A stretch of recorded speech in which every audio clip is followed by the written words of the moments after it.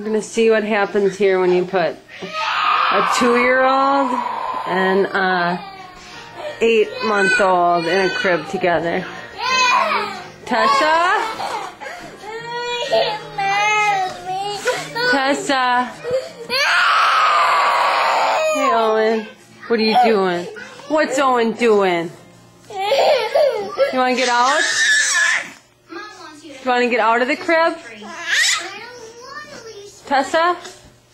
Here you are, rerun. Hey, Owen.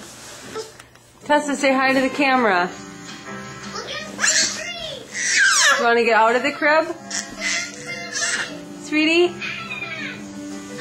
Look at Mommy. I think she's embarrassed.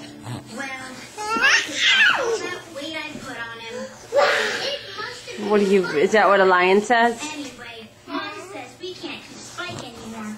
She just Okay, say bye to the camera. Charlie Brown will find a nice home for him.